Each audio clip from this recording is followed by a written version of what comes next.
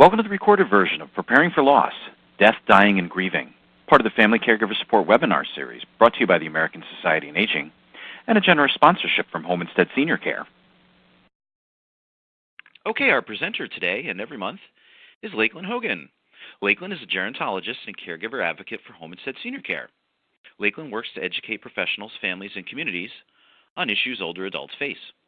Lakeland is a doctoral candidate at the University of Nebraska, Omaha, where she is studying social gerontology. She has a Master of Arts in Social Gerontology and a Master's in Business Administration from UNO. Lakeland has professional experience in the private and public sectors of senior care services. She has worked on special projects for UNO's Department of Gerontology and the local area agency on aging. Lakeland serves as Vice President of the Board of Directors for the Dreamweaver Foundation and is active in the Alzheimer's Association's Walk to End Alzheimer's. Lakeland has a passion for helping others, especially aging adults, and their families. And with that, I'd like to turn the floor and the presentation over to Lakeland Hogan. Welcome, Lakeland. Thank you so much, Steve. Hello, everyone. Thank you for tuning in to today's webinar. I'm going to be covering a topic that can be difficult to discuss, but really one that's not talked about enough. Death is a normal part of life, yet as a society, we don't like to face the inevitable. When working with an aging demographic, as a professional, it can be challenging to bring up these conversations with the older adults that we work with and their families. And from a family caregiver perspective, losing a loved one can be scary to think about. But if we take the time to understand our loved one's wishes, it can hopefully help ease some of the stressors associated with the death, dying, and grieving process. As professionals, again, we can help caregivers navigate these challenging conversations. We can educate them about the options that their loved ones have at end of life.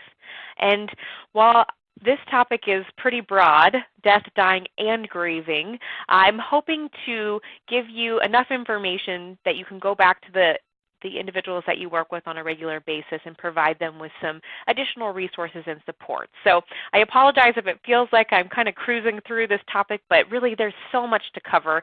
I'm currently taking a class all about hospice and palliative care, and it's a whole semester long. So there's so much to cover and so little time. But again, thank you for joining us for this really important topic. So I'll give you some objectives here for today's webinar. My hope is that by the end of this hour, you'll have a better understanding of the reasons why death is a taboo topic in our society.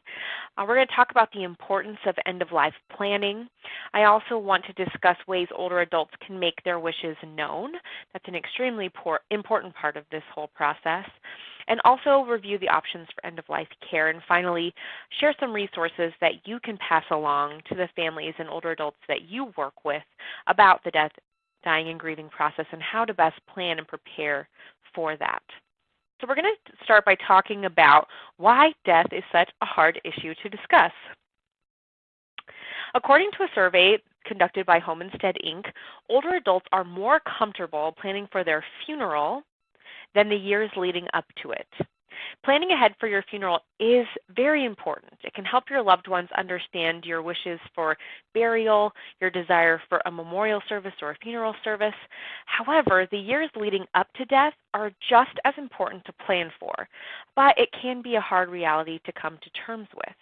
And funeral homes make it pretty easy to plan for your funeral needs, whereas end of life has a lot of variables, and sometimes it can be challenging to plan, especially if you don't know what to expect towards end of life.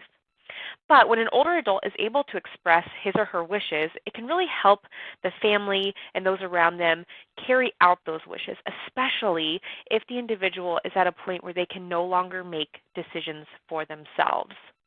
So there's quite a bit of research out there on end-of-life planning. The good news is people do feel it's important to talk with their loved ones about end-of-life. About 90% of people surveyed feel that way. But when it comes to actually talking about it and taking the next step to have those conversations, only about 30% have actually taken the time to do so. Research also shows that 80% of people would want to talk with their doctors about end-of-life wishes for medical treatment if they were to become seriously ill. But these conversations aren't happening. Only about 7% have had the conversation, where 80% would say, yes, I'll talk about it. But sometimes if the individual is not in that serious end-of-life illness situation, that conversation is not top of mind. But it's definitely something we want to encourage aging adults, people of any age really, to consider, of course, and to communicate to their medical professional, especially when the time comes when those decisions might be needing to be made. And these conversations are good to talk through, again, so that we know what the individual would want towards the end of life. And I found a couple interesting statistics. 52% would ask their doctor to stop treatment if they had an incurable disease or if they were totally dependent on others for care, whereas 35% would say to tell their doctors to do everything possible to keep them alive if that meant a great deal of pain and if there's no hope for improvement. So you can see that people have differing opinions on how their end-of-life wishes want to be carried out. But if they don't communicate those wishes, if they don't tell their family, friends, loved ones, and their medical professionals, it can put some added strain and stressors on those that end up having to make those decisions. A lot of times it's in a crisis situation. They might not be thinking clearly, and it could result in some guilt after the fact. Did I choose the right option for my loved one? I don't know what they would have wanted. So if we can promote these conversations ahead of time, which I know isn't always ideal, but that, of course, in a perfect world would happen for everyone. But as professionals, we can help encourage these conversations as we work with aging adults and their families. So when it comes to end-of-life wishes, it's really important to know what the options are, but there are some myths out there that we seem to come across quite frequently, and you might find this in the population that you work with as a professional. So the first myth is people think that hospice is a place. We talk about end of life, a lot of people associate that automatically with hospice, but they think it's a place. But actually, hospice takes care of the individual wherever that might be. So it could be in the patient's home, it could be in a care facility, assisted living, independent living. There are some hospice-specific facilities that specialize in hospice care. So it's not always a place, but sometimes you can go to a place to receive hospice services. And then there's a myth that palliative care is the same as hospice care, and this is not the case. There is a difference, and we're going to go over the differences later on in today's presentation, but they both share similar principles of comfort and support, helping to provide supportive services to the patient and their family, but there are some differences. There is also a myth that hospice care is expensive, and for those over the age of 65, hospice is actually covered by Medicare. And for those that are under the age of 65, a lot of times insurance will help cover the cost. So hospice care is not always expensive, so that definitely is a myth. Another myth is if I accept palliative care, I won't get treatment. They say the same thing about hospice care. So that's a myth. Palliative care is typically given in addition to prescribed treatments, and hospice care, again, is focused on comfort and support towards end of life. So it doesn't mean that all medical care is stopped. The care for hospice is really specific to the individual and their needs. And then hospice is only for the person that is dying. That's another myth. While the patient, of course, is at the center of hospice care, the family is also right there with them. And I think that is one reason or one thing people don't really know about hospice is that they support the family almost just as much, sometimes, if not more, than they support the patient through the dying process. So families can really benefit from hospice in addition to the individual receiving the services. And again, we're going to dive deeper into hospice and palliative care in just a little bit. But before we talk any further about end of life, it's sometimes helpful to provide professionals with resources or some ideas on how to get the conversation started about end of life. Getting started can really seem overwhelming, not only for the older adult, but also their families. And Home Instead Senior Care partnered with Dignity Memorial to develop tips on how to get started. So there are 6 suggestions here. The first suggestion in any end-of-life conversation is to consider the personality and preferences of the individual. We want to keep them at the forefront of this decision-making process, at this planning process. We want to get to know what their preferences are. And we know that aging at home is typically the ultimate goal of older adults. About 90% of older adults prefer to stay at home as they age. However, if that person is very social, they might prefer to move to a community setting where they have more people to interact with. So again, getting to know the individual, their personality, their preferences can help in this decision-making process. And there are a number of options out there for aging adults as they need more assistance and support, whether it is at home or making a move to a care facility. Next is to really look at the big picture of things. So sometimes people think, well, my older adult loved one is healthy. I don't need to have these conversations yet. We'll wait. And families put it off and they put it off. But it's really important to take a look at the big picture. It's important to talk now while the person is healthy, or really at any stage. Having the conversations now can help the family start to get things in order. They can start to help implement perhaps safety modifications for the home, or help get certain documents in order to achieve the older adult's ultimate goal. So again, if we take a look at the big picture, we're able to plan ahead for the needs, pre-plan. Maybe it is for the funeral. Maybe it is for the type of care they would prefer, the person that's going to be making the healthcare decisions, the financial decisions, and so forth. It's also important for families to talk about, okay, in an ideal world, plan A for my loved one would be X. Maybe it's to stay at home, but what if plan A is no longer an option? Having that conversation ahead of time to see what the individual would prefer as a plan B can really help, again, create that big picture perspective. And then identify people who can help in the plan. Of course, getting family members involved is important, but families can also develop key relationships early on with companies and organizations, professionals that can help in this planning process. So attorneys, financial planners, insurance agents, home care companies, funeral homes, getting to know these individuals and utilizing their services to help with the plan can go a long way in this whole planning process. Also talking about financials, when we talk about end of life, sometimes people don't know how much care costs, and they have really two underlying fears. So planning can help alleviate these two fears. And the first is older adults generally do not want to be a burden to their loved ones, either one, financially, or two, they don't want to be a burden to their loved ones in terms of a health and independence perspective. So again, if we understand the aging adult's fears of aging, their goals, we can help determine, okay, are your financials able to sustain your goals or help you get to your goals? And if not, what are some resources in the community we can tap into, or how can we plan to pay for it going forward?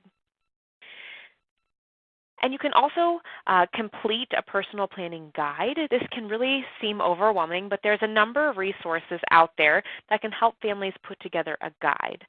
I know families that have literal binders that have all the important documents, all of the wishes outlined, so that if there's ever an emergency situation, the family can go to that guide to get the information that they need. Again, these can be very helpful in emergency situations. It can also help, again, to outline the individual's wishes and have documentation of that.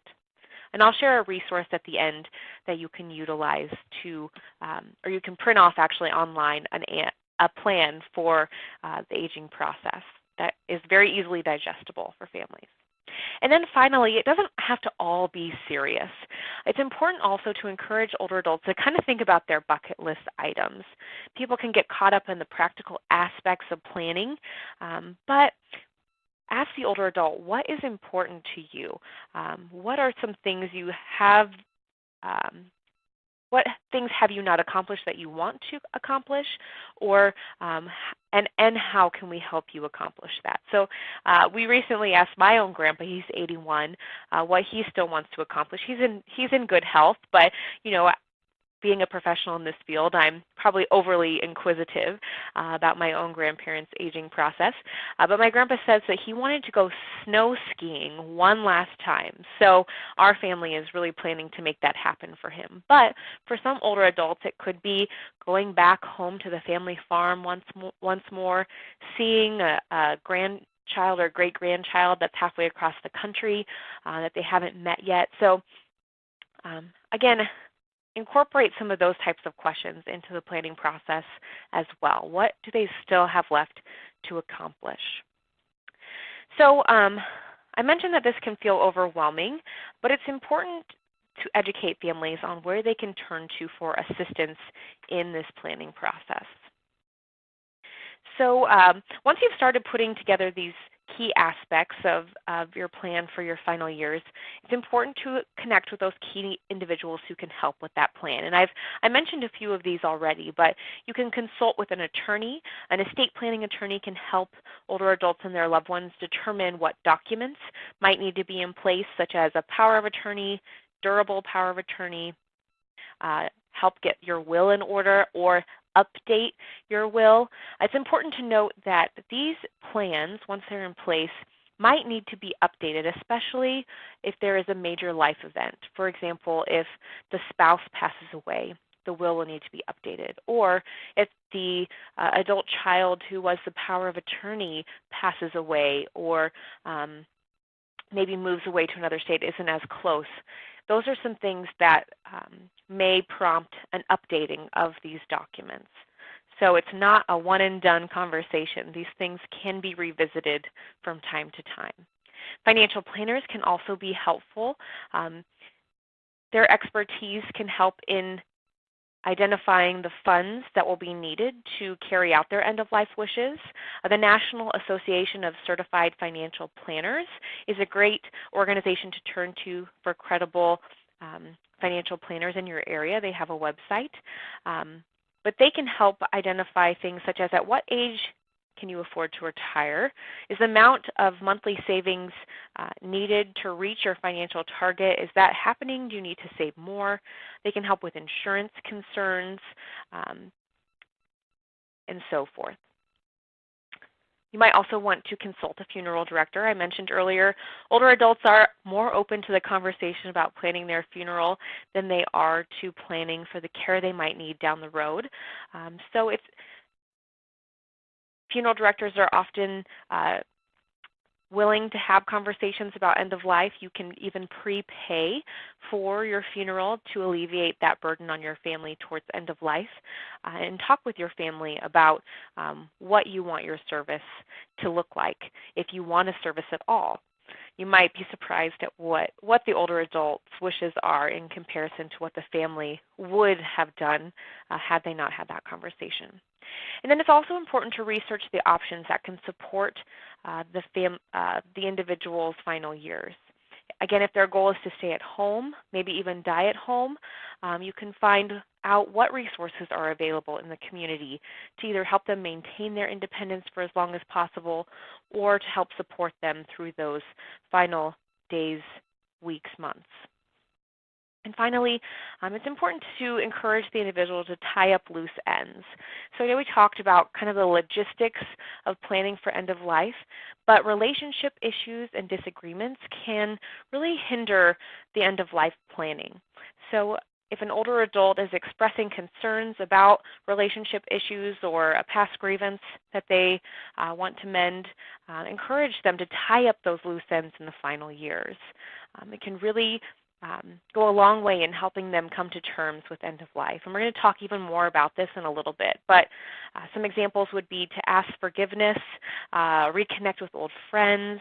Maybe they feel like they still haven't left their mark on the world, helping them determine small acts of kindness that they can do, those sorts of things. So, and if the individual is really grappling with those end-of-life issues, tying up loose ends, a counselor can be another professional that they can turn to for help, or a clergy or clergy member or spiritual advisor. They can provide some additional guidance. So we talked about getting started, and we've talked about some important conversations to have. But if we kind of want to group them into 5 categories, there's a death and dying expert at the University of Nebraska-Omaha, Dr. Julie Masters, and she encourages individuals to begin conversations with the end in mind, and she suggests the following conversations. And she encourages individuals to have these conversations with family members. But I do want to kind of stop here, and I know I keep referring to family members, but some older adults, as we all know in this profession, don't necessarily have blood relatives around them. So these people that we're having or encouraging them to have important conversations with could be very close friends. It could be extended family, nieces, nephews that are kind of stepping up to provide care and support to the individual. So it doesn't always have to be family members. I just kind of use that as a general term. So no matter who is supporting the individual, the aging adult, there are 5 important conversations to have. So first, we want to make sure that everyone understands what the older adult wants. We've been talking a lot about that. And often adult children can be among the least likely to want to have these conversations, but it's important for them to understand that if they know their loved one's wishes, it will help them make decisions towards the end of life. And sometimes they just don't know how to start the conversation. So you could use a phrase such as, "Mom, I've been thinking about what I might like at the end of life, so my kids don't have to worry. So I'm curious, what are your thoughts? Have you thought about your end of life?" Or you can share a story of maybe a friend whose parent planned really well or did not plan really well, and then can start a conversation about how important it is for that adult child to know their mom or dad's wishes. The next important conversation to have is to talk about the medical options that are available. There are a number of options. We're going to talk about that in just a bit. So again, understand what is the preference of the older adult. Do they know the options? Do they know the pros and cons? And there's a lot of great resources out there that I'm going to share with you at the end that can help with this conversation. The third conversation is about financial goals. We talked about that a little bit already, but making sure that the older adult's financial situation can meet their ultimate goals for care and support at end of life. Some people think that Medicare will cover everything, and so it's important to understand what Medicare does and does not cover for those over the age of 65. And we'll talk a little bit about Medicare and what it covers in just a moment when we talk about hospice care. The fourth conversation to have is to engage a spiritual advisor for really emotional support. Conversations with pastors, priests, spiritual advisors can provide comfort and clarity at end of life. Sometimes individuals struggle to make decisions about their health care based on faith or religion that they belong to, such as an example of this would be a do not resuscitate. Some religions or faiths have mixed views on that. So if an individual is struggling with those decisions, it might be helpful to talk through those issues with their family clergy or spiritual advisor that can help provide clarity on what their religion's stance is on that, or talk through the individual, what this decision would mean in terms of their spiritual wellness.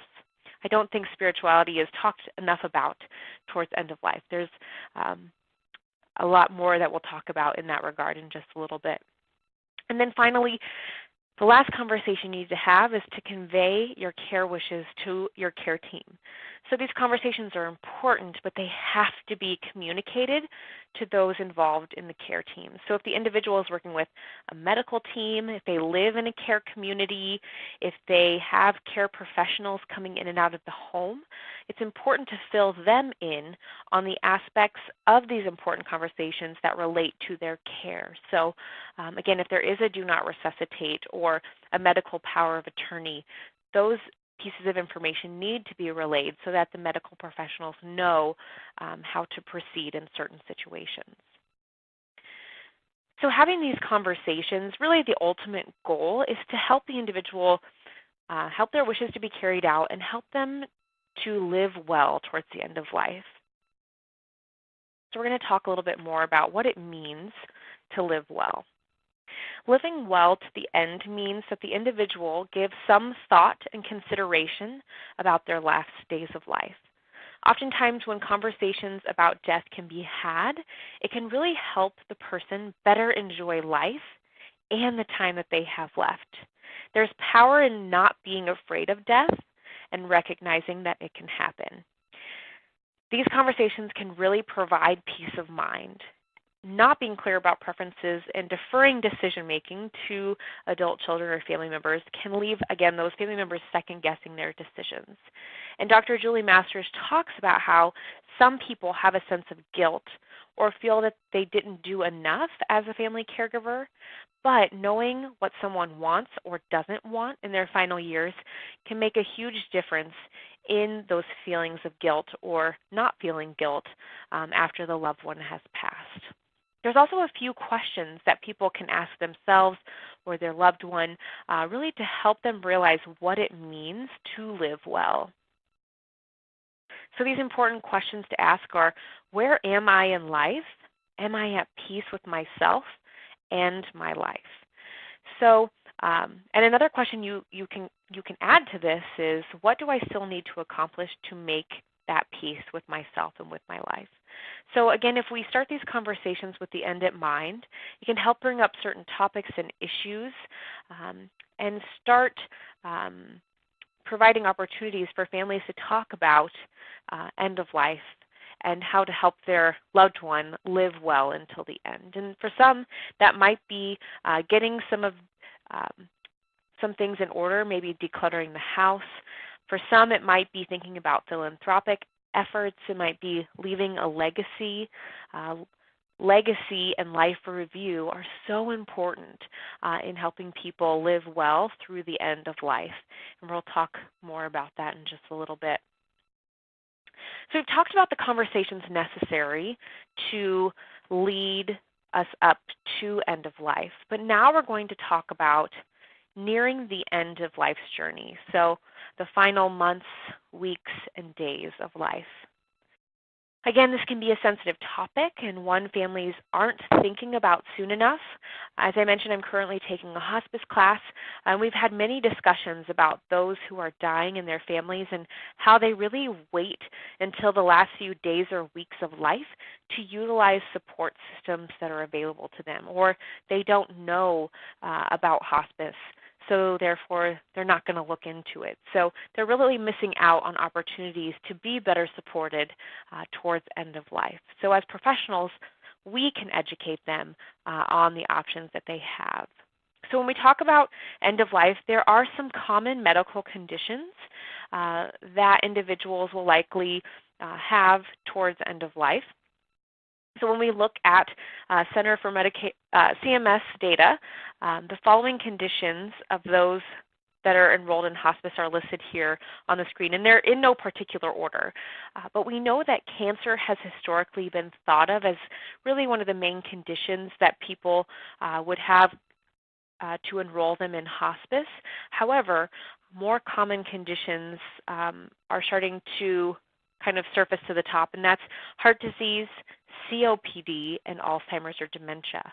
So as you can see, there's a variety of medical conditions, and I want to be clear, at diagnosis, I'm not saying that these conditions are, when they're diagnosed, I'm not saying to enroll them in hospice right away. People can live fulfilling, healthy lives with these conditions for months, years, even decades, but these are generally chronic conditions that do eventually progress to what we refer to as end stage. So at end stage, it's believed that further treatment will pose more of a burden than a benefit to the individual. And then at that point, at end stage of these various conditions or diseases, a referral to hospice may be made. So at end of life, hospice is one of the options for end of life care. And sometimes when we talk about end of life care, we also need to recognize that family caregivers are very involved in the process, and so I'll talk about that in just a moment. Sometimes people confuse hospice and palliative care, so I'm going to break those down for us. And then another important type of care to consider is respite or home care supports, in addition to hospice support towards end of life, in addition to family caregivers. So let's first talk about the family caregiver role in end of life care. We know that for caregiving in general, whether at end of life or through the aging process, the majority of care falls to family members, and the demands on those family members is increasing. And the same is true when it comes to their end-of-life care. So family is typically involved to some degree in end-of-life care for their loved ones. Families can choose to take on all of the care and provide it at home or in a facility setting, or they can utilize additional care options. When a family is involved in caregiving, they take on some or all of the tasks listed here on the screen. Personal cares, bathing, grooming, incontinence care of their loved one. They also have their household tasks that they often help with. In addition to a growing number of family members are taking on medical and nursing tasks for their loved one, especially towards end of life, and they're helping to manage their medications. So as we're working with family caregivers, we can have conversations with them if they're going to be involved in the care, letting them know that these are the types of things they might be required to provide for their loved one. But there are, again, some supportive types of care that are available for the individual and to support their families. So a lot of times I get questions, what is hospice versus palliative care? And there is a difference, and it can be very confusing.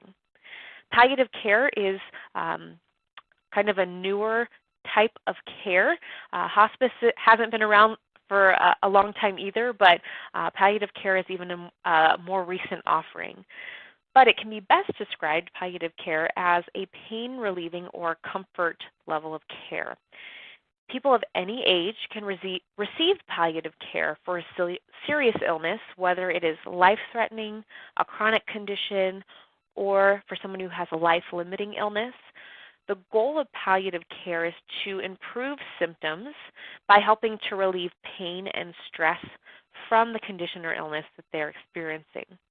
It has a lot of the same areas of focus as hospice, as you can see on the slide: comfort, pain, relief, maintaining their sense of dignity, supporting the families, improving their quality of life.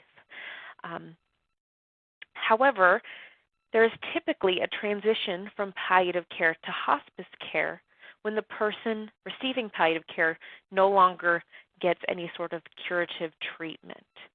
So that can still be kind of confusing. So I like to give an example. So oftentimes palliative care is given along with recently after a diagnosis. So palliative care will come in and help with pain and symptom management as the person is receiving treatment. So for example, if somebody is diagnosed with cancer, they may receive palliative care services while receiving chemo or radiation treatment.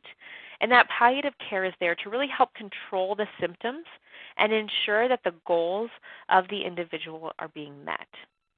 If the treatment is successful and the person, their cancer goes into remission, palliative care would end services with them, and hopefully that person would go on back to kind of their normal daily life.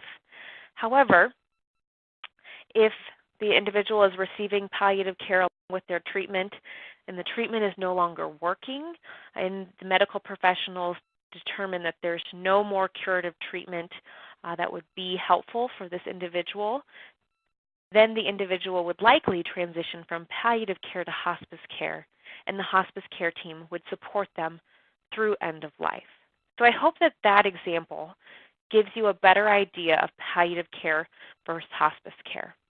And there are some exceptions in hospice where curative treatment can continue, but that's kind of a topic for another day, and so I apologize that I'm not able to go into more detail on that. But again, generally, palliative care helps an individual as they're receiving curative treatment to help manage pain and their symptoms. And then hospice care is generally geared towards individuals who have about a 6-month prognosis or 6 months to live or less. So let's talk more about hospice care. So at the beginning, I talked about myths of hospice care that exist. Generally, again, hospice can be misunderstood. Sometimes people think if my loved one is enrolled in hospice, they're going to stop all their medicine, it's going to speed up their death, but that's not the case. Hospice is really a philosophy of care that focuses on the emotional, physical, and spiritual aspects of the individual as they near end of life. And the services can be delivered at home or in a facility setting. Hospice is really a holistic approach that creates a unique plan of care, with the individual and their family really at the center of that care plan. Hospice provides the patient with medical care and equipment. So a lot of times durable medical equipment is brought into the home or the place that hospice is being provided. As you can see in the photo, the gentleman has a hospital bed in the living room. So commonly when I work with families on hospice, the hospice company provides that hospital bed and other pieces of medical equipment and supplies that the families would need. Hospice also helps with pain management and the emotional and spiritual support of the patient and their family. Hospice also offers support to the primary caregiver and, again, the whole family, but hospice can help educate the family on how to best care for their loved one as they continue through their end-of-life journey. Statistics show that about 80% of hospice is provided in the patient's home. And what families don't always realize is that hospice services generally aren't a 24/7 in your home situation. They do come in regularly to provide their services, but the family is very involved in the care. So oftentimes, while an individual is on hospice, they look to respite and home care services to help support the family and the individual. So that's the final type of care involved in end-of-life situations typically. So again, while hospice can provide much needed support to the hospice patient and their family, it can be easy for the family caregiver to become overwhelmed. I mentioned earlier that there are various tasks that the family member helps with typically during end of life, but sometimes these duties can add more stress to the life of family members. So there is an option to have home care professionals come into the home to help support the patient and their family. They can take some of those tasks away, personal care, household tasks, to then allow the family members to be family members again. So can help the wife be there for her husband and provide comfort as he is going through the end stages of life. Professional caregiving support is typically funded by private pay. However, even just a couple hours a day or week can provide much needed respite. Hospice companies also generally have volunteer programs where volunteers can come in and provide respite free of charge for the family.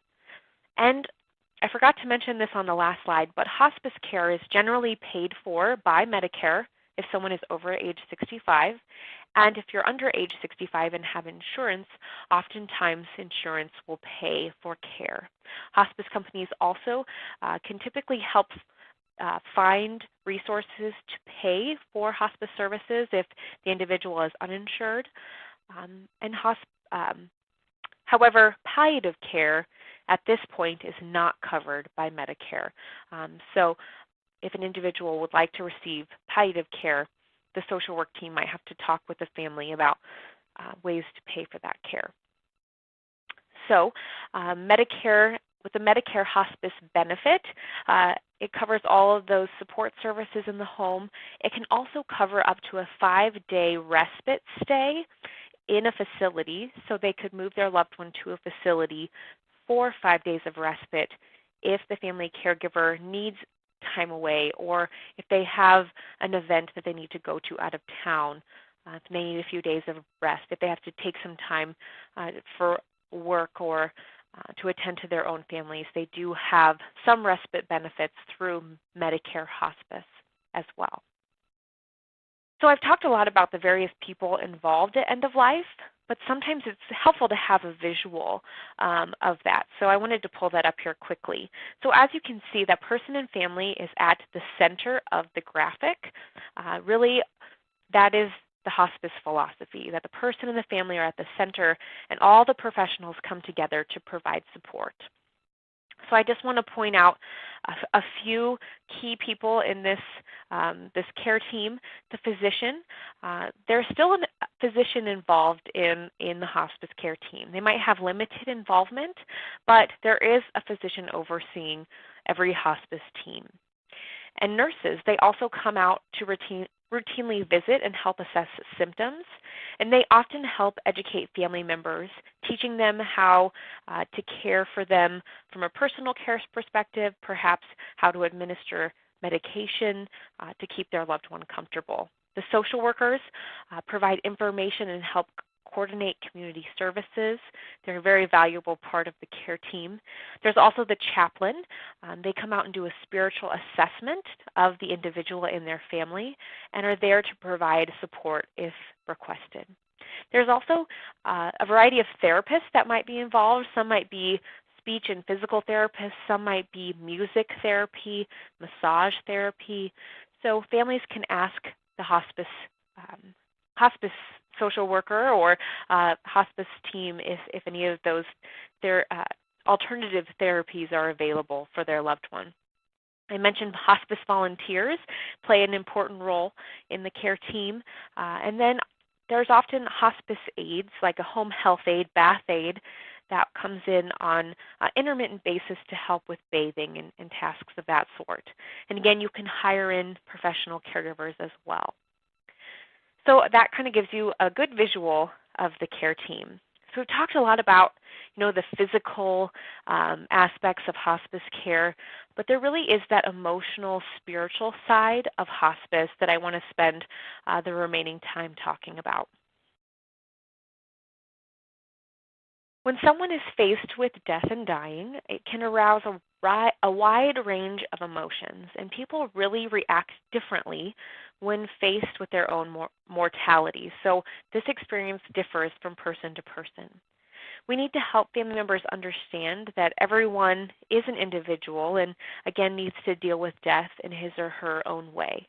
People who are dying should be given the opportunity to express their feelings, whether they're happy, sad, confused, because all of those feelings are part of the grieving process and can help them gain closure.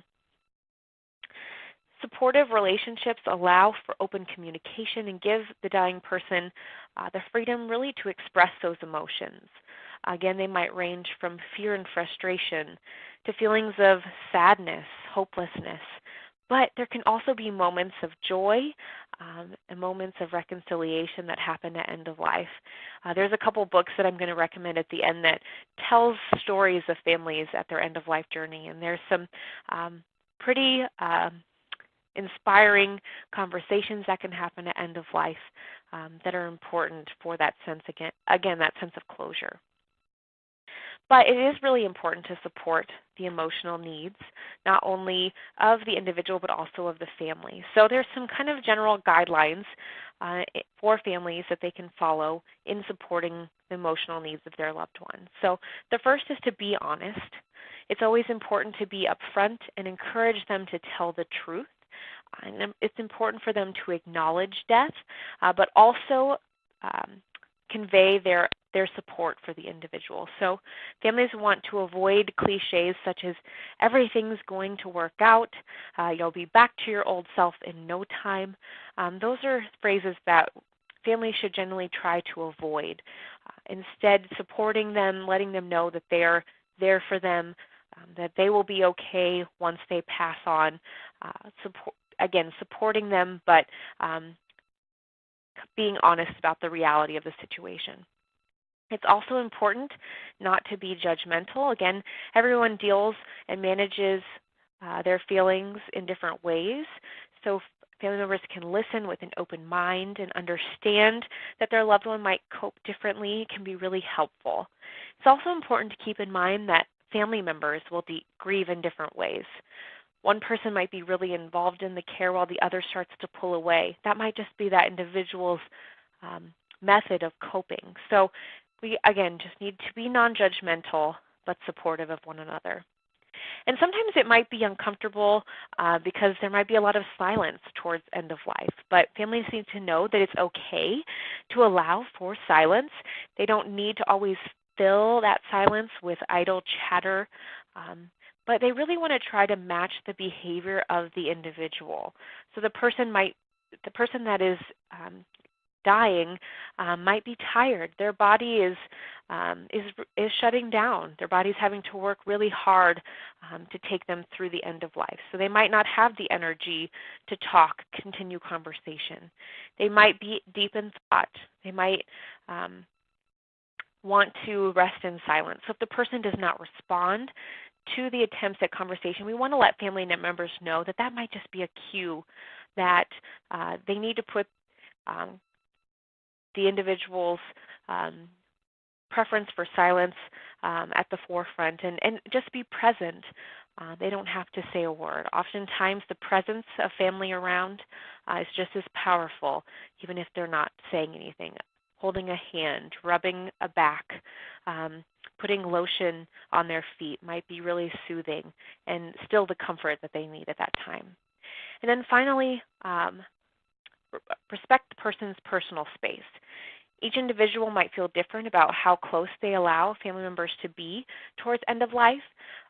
Some only want their very close family members around, so we need to respect the individual if they don't want visitors.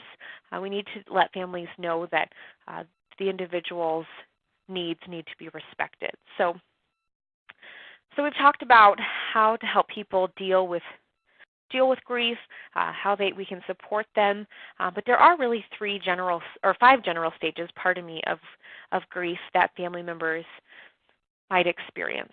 So these stages of grief come from Dr. Elizabeth Kubler-Ross. She's a psychiatrist and author of more than 20 books on death and dying. She says that there's generally 5 stages of grief. You can see them on the slide. They're pretty self-explanatory, but awareness of the stages can really help people understand the emotions that they might be going through as a family caregiver, that their loved ones might be going through. And these don't have to happen in this specific order. Family members might not even experience all of these stages of grief. But again, if we can educate families on the stages of grief, it can help them be prepared for their own feelings and the feelings of their loved one. And I've talked about how important spirituality is, but sometimes people get spirituality, religion, and faith confused. So really, all 3 of these can be important towards end of life. But the most important thing to realize is that each individual might have their own connection to spirituality. They may have been religious their whole life, or they may not have been. They may have their own views on faith. So as part of the spiritual journey, again, the hospice team might send out a hospice chaplain to talk with them about their spirituality, help them work through various aspects of spirituality. You might ask, for example, a priest to come to read the patient their last rites, or to some people prefer to take communion towards end of life. So there are religious practices that become important to some people towards end of life. So again, the key is to discover what spirituality, faith, and religion means to each person. And throughout the spiritual experience, people might start to ask themselves some questions. We call this kind of a life review. So those questions include things such as, what did my life mean? They might start to explore the question of, where will I go when I die? One that is common that people tend to dwell on, especially if they have young family members or if they're leaving behind a spouse, is, will my family be okay after I pass away? And then finally, is there any unfinished business I need to complete? So again, as part of this spiritual aspect of end of life, these questions can become common. The individual might explore these questions on their own. Family members might feel inclined to bring up these questions to help their loved one work through these aspects of their spirituality and the emotions that come at end of life. In addition to this kind of life review, individuals often go through what we call relationship completion at end of life. The most important thing in our life is relationships with those that we love, and as an individual nears the end of their life, this becomes more apparent. Dr. Ira Bach wrote in his book, 4 Things That Matter Most, that there are really 4 things that a dying person must do before saying goodbye to their loved ones. So these 4 things include asking for forgiveness, offering forgiveness, and this might be forgiving themselves as well, offering a heartfelt thanks, offering sentiments of love, and saying goodbye. So again, these are all collectively called relationship completion.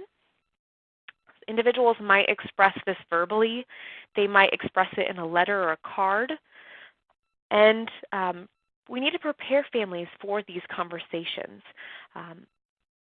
Sometimes they're brought up, they're not always brought up, but if a family member is prepared to hear their loved one ask for forgiveness or to say that they love them, it's easier for them to prepare emotionally to receive these sentiments. Okay, so we're almost through all of this.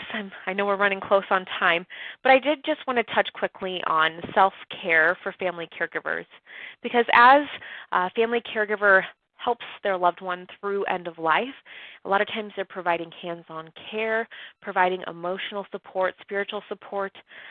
They're likely having a lot of company over to the house to say their last goodbyes to the individual who is passing.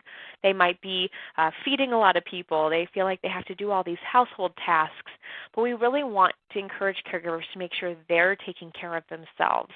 They're dealing with their emotions, accepting them.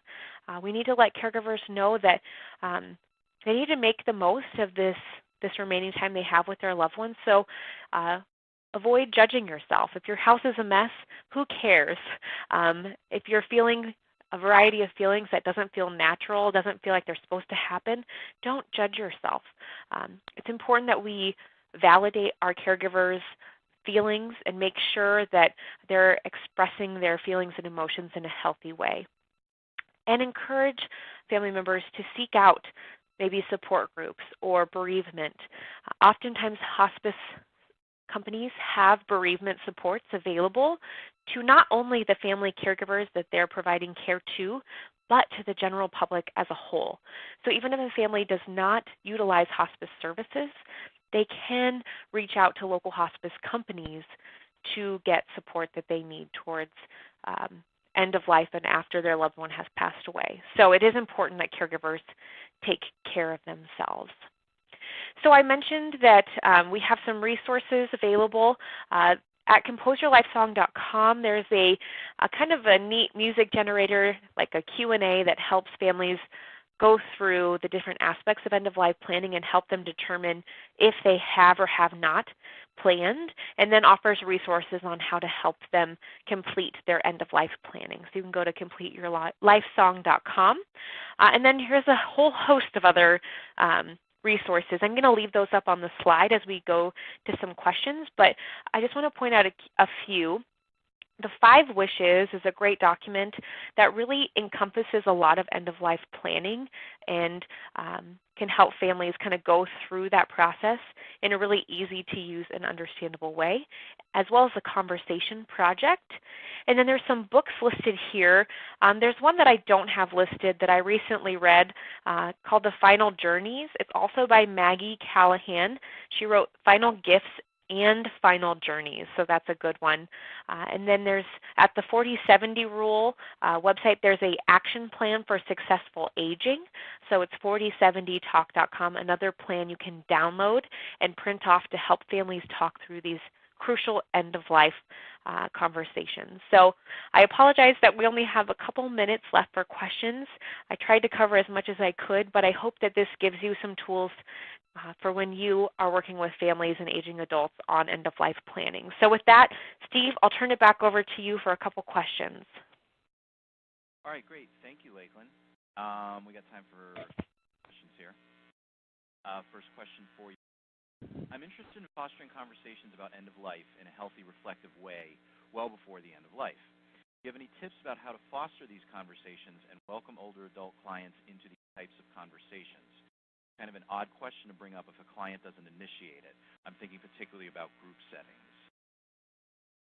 Yeah, I think that is a really good question. It is important to have these conversations, and it can be awkward to bring up. I would say in a group setting, if you're able to share an experience, for example, if the facilitator shares a story of maybe a family who planned really well and things went well because they had plans in place, or share a story of a family situation where there wasn't a lot of planning involved, and then open it up to the group for conversation.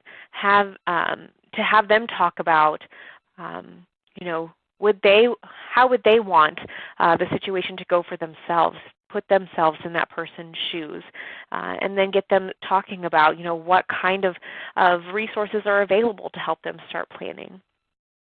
So that can be one approach. I would encourage you to go to 4070talk.com. There's some great conversation starters on that site about various aging issues, and same with the the Conversation Project. They have some great resources on there as well to get the conversation started. So I hope that that's helpful. Okay, great. Next question, Lakeland. What resources are available, or what is your advice for individuals who are low income or don't feel that they have the resources to hire an attorney, financial planner, et cetera, et cetera? That's a good question. So a lot of times local area agencies on aging, and you can find your local area agency on aging at n4a.org. You can do a zip code search. Oftentimes they have resources available. For example, perhaps there is an organization that provides low-cost or even free legal advice to those who perhaps can't afford services. Legal aid, I know that we have one in the state of Nebraska, Legal Aid Nebraska, that helps to provide those types of services. So there's also some of the documents that you can print online and have the older adult fill out. So you don't necessarily have to have a legal attorney to at least fill those documents out and express those wishes. So I would definitely check with the local area agency on aging to see what resources are available, specifically legal resources for maybe lower income aging adults. But the great thing about hospice services, if the individual is over the age of 65, Medicare pays for hospice services, and the social worker is a great kind of connector of resources, so they can help the older adult hopefully find some resources in that area as well. Good question. Okay, well, Lakeland, unfortunately, we've hit the end of our hour here, and it's time for us to wrap up, but I want to thank you for joining us today on a very important and very difficult topic, and thank you so much. Thank you, Steve. Have a great day, everyone.